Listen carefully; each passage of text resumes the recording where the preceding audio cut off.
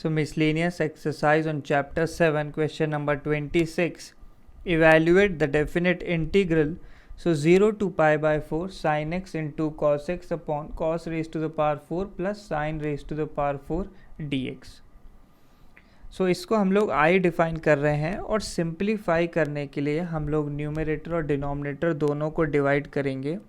Divide by, सो जो highest power है cos की 4 है, सो कॉस की पावर 4x से ही हम डिवाइड करने वाले हैं.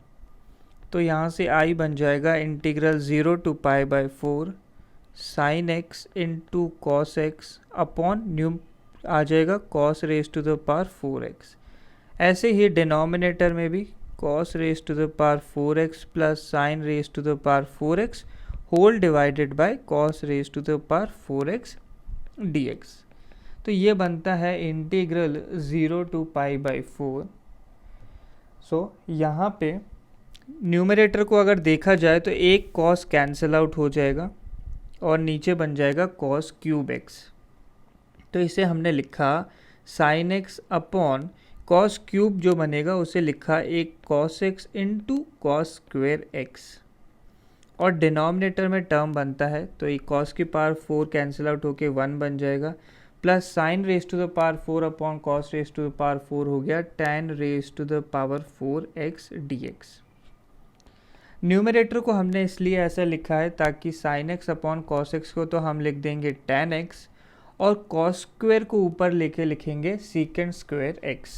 तो ये बन गया integral 0 two pi by 4 term आ जाएगा tan x into secant square x whole divided by 1 plus tan raise to the power 4x dx.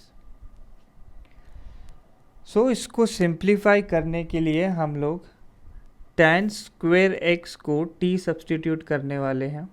tan square x को अगर t रखते हैं तो इससे हमें मिलेगा डेरिवेटिव करने पे 2 tan x इंटू, अब tan x का डेरिवेटिव किया तो secant square x dx is equal to dt. तो ये न्यूमरेटर वाला टर्म बन गया है, बस हमें 2 को राइट में लेना होगा.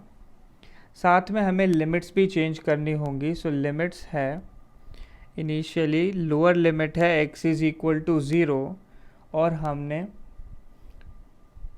tan स्क्वेयर एक्स को t सब्सटीट्यूट किया हुआ है. सो यहाँ से t की वैल्यू मिल जाएगी tan स्क्वेयर 0.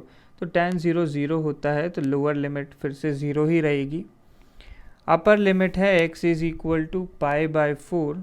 सो ये बन गया t is equal to tan square pi by 4. तो tan पाई बाय 4 1 होता है तो ये वैल्यू भी 1 आ जाएगी.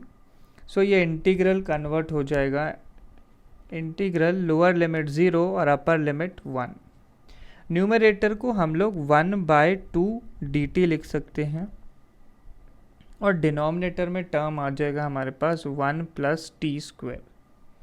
सो अब ये जो फंक्शन बन गया है dt upon 1 plus T square, इसका इंटीग्रल डायरेक्ट ध्यान होना चाहिए, ये बन जाएगा tan इनवर्स t. तो आंसर आ जाएगा हाफ tan इनवर्स t और लिमिट्स रखनी है हमें 0 टू 1. तो ये आ जाएगा हाफ इंटू, पहले आ जाएगा tan इनवर्स 1 माइनस दूसरा टर्म है tan inverse 0. So half into tan inverse 1, ये वैल्यू हो जाएगी pi by 4 minus tan inverse 0 होता है 0. तो सॉल्व करने पे ये वैल्यू आ गई पाई बाय 8.